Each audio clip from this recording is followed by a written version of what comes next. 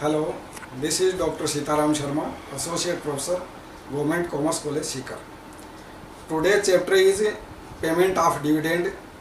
The chapter is important for CA students or other professional exam like CS or CMA students. The chapter consists three main parts. इस chapter में तीन मुख्य भाग बनाए जा सकते हैं, जिनमें the first part is definition portion. इसका पहला पार्ट डेफिनेशन पोर्शन हो सकता है. The second part is distributable profits या अविभाजनीय लाभांश कह सकते हैं जिनको. और तीसरा भाग इसके प्रोविजंस हैं. The third part is for provisions for dividend. Now the first part is definition portion. Section 2 subsection 35 defines the definition of a dividend. The dividend means dividend includes interim dividend. Dividend में interim dividend शामिल किया गया है. Company अधिनियम की परिभाषा में यह बताया गया है कि डिविडेंड में इंटरिम डिविडेंड शामिल किया गया है. हालांकि कंपनी अधिनियम की परिभाषा इस तरह से परिपूर्ण रूप से परिभाषित नहीं करती है कि what do you mean by dividend. इसलिए हमें दूसरी बातें भी इसमें देखनी पड़ेंगी कि what do you mean by dividend. तो dividend means distributable profits. Dividend का अर्थ होता है डिस्ट्रीब्यूटेबल प्रॉफिट, यानी प्रॉफिट्स जिनको हम डिस्ट्रीब्यूट कर सकते हैं. Company earns profit. Company profit कमाती है, लेकिन कंपनी प्रॉफिट को कहाँ बांटती है? Company distributes its profit to shareholders as dividend. Company अपने प्रॉफिट को शेयर होल्डर्स को डिस्ट्रीब्यूट करती है डिविडेंड के रूप में. Company earns profit distributes profits to its debenture holders.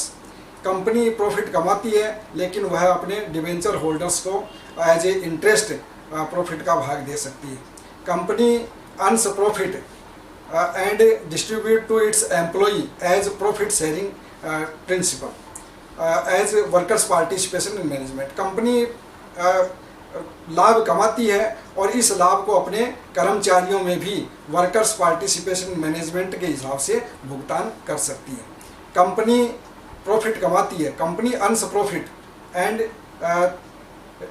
It's transfer to its reserve and surplus.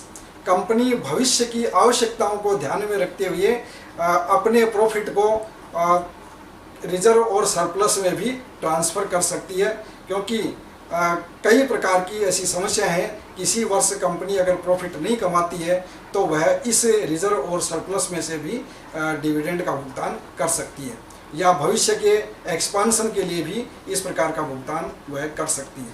तो इन बातों को दृष्टिकोण रखते हुए भी कंपनी अपने प्रॉफिट को रिजर्व एंड सरप्लस में ट्रांसफ़र कर सकती है. तो ये 4-5 भाग हैं जो इसके ये बताए जा सकते हैं कि कंपनी प्रॉफिट कमाती है और प्रॉफिट कमा करके वह डिविडेंड के रूप में बांट सकती है.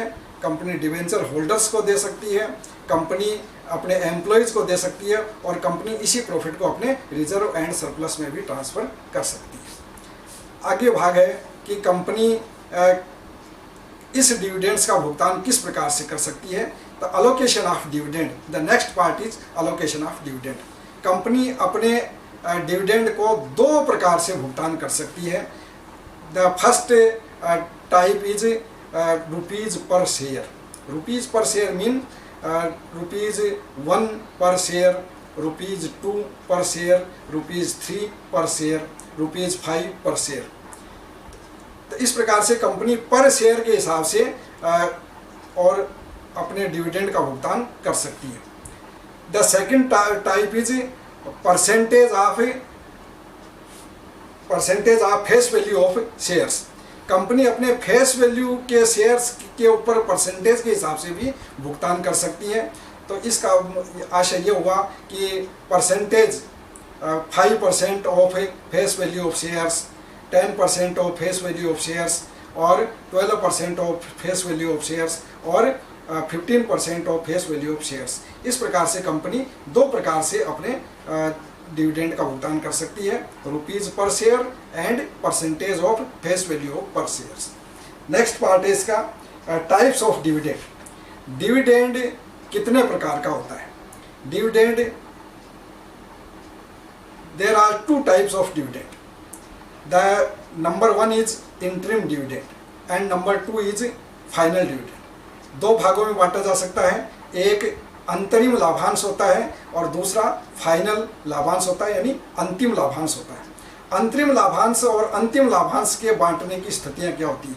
लाभांश हमेशा एजीएम में ही भुगतान किया जाता है। AGM, annual general meeting.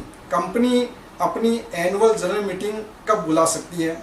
अगर कोई नई कंपनी है, इफ न्यूली इनकॉर्पोरेटेड कंपनी, तो वह अपने इनकॉर्पोरेशन के 18 महीने के भीतर अपनी पहली एनुअल जनरल मीटिंग बुलाएगी।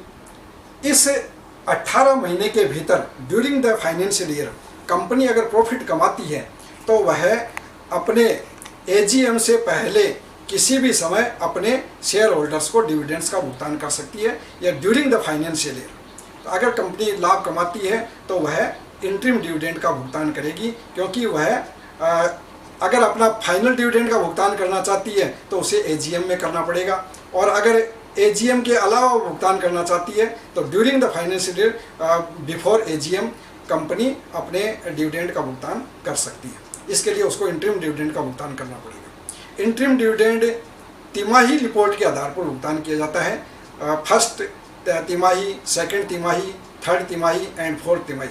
अगर वह कंपनी फर्स्ट तिमाही में लाभ कमाती है तो फर्स्ट तिमाही में वह भुगतान कर सकती है, सेकंड में भी भुगतान करना चाहे तो कर सकती है, थर्ड में भी भुगतान करना चाहे तो कर सकती है, एंड फोर्थ में भी करना चाहे तो कर सकती है। लेकिन फाइनल डिविडेंड वह अपनी एजीएम में भुगतान करेगी। माना उसने फर्स्ट तिमाही में 1 रुपया पर शेयर भुगतान किया, सेकंड तिमाही में 2 रुपया पर शेयर भुगतान किया, थर्ड तिमाही में 3 रुपया पर शेयर भुगतान किया, एंड फोर्थ तिमाही में 2 रुपया पर शेयर भुगतान किया, तो उसने 8 रुपये पर शेयर भुगतान अब तक कर दिया है। अगर वह फाइनल डिविडेंड 10 रुपया देना चाहती है तो ये 8 रुपया एडजस्ट करके फाइनल रूप में वह 10 रुपये का भुगतान कर सकती है। वो उसको अपने एजीएम में भुगतान करना पड़ेगा। अगर कंपनी फाइनल डिविडेंड का भुगतान करना चाहिए तो उसको अपने एजीएम में ही भुगतान करना पड़ेगा। इसके लिए कुछ प्रोविजंस हैं। There are some provisions for declaration of dividend. Company को अपने डिविडेंड का भुगतान करने के लिए उसे अपनी बोर्ड ऑफ डायरेक्टर्स की मीटिंग बुलानी पड़ेगी, call the meeting of board of directors and decide the percentage of dividend और the rupees per share for dividend. Company की बोर्ड मीटिंग में ही यह तय करना पड़ेगा। I mean this is the power of board to declare the dividend, percentage of dividend और per share for dividend. Second provision is declaration of dividend during the financial year. Interim dividend declared during the financial year and declare interim dividend declared any time before AGM. Interim dividend done in the profits. Interim dividend regularized in the AGM. Interim dividend की घोषणा होते ही company को एक account खोलना पड़ता है किसी भी शेड्यूल्ड बैंक में। Company open an account in scheduled bank and transfer all the amount in this bank with in 5 days of declaration of dividend. Company को एक अकाउंट खोलना होगा, उस अकाउंट में संपूर्ण राशि, डिविडेंड के डिक्लेयर की गई संपूर्ण राशि को उसे उस अकाउंट में ट्रांसफ़र करना होगा और वो डिक्लेरेशन के विद इन 5 days यह अकाउंट में ट्रांसफ़र हो जानी चाहिए। ये इंटरिम डिविडेंड के प्रोविज़न है। ऐसे ही फाइनल डिविडेंड होता है। फाइनल डिविडेंड के भी अपने प्रोविजंस हैं, जो जिसमें इंटरिम डिविडेंड के जो प्रोविज़न है वही प्रोविज़न फाइनल डिविडेंड के लिए भी आते हैं। लेकिन फाइनल डिविडेंड जो है वो कंपनी की एनुअल जनरल मीटिंग में ही उसकी घोषणा की जाएगी। इसके लिए कंपनी को एनुअल जनरल मीटिंग बुलानी पड़ेगी। एनुअल जनरल मीटिंग कब बुलाई जा सकती है? The first annual general meeting of newly set up company within 18 days for incorporation. 18 months of its incorporation. 18 महीने के भीतर उसे अपनी फर्स्ट एजीएम बुलानी होगी। The subsequent meeting after 15 days of previous meeting, and the subsequent second and subsequent meeting after the 15 months of previous meeting. It means that the gap between two meetings is 15 months.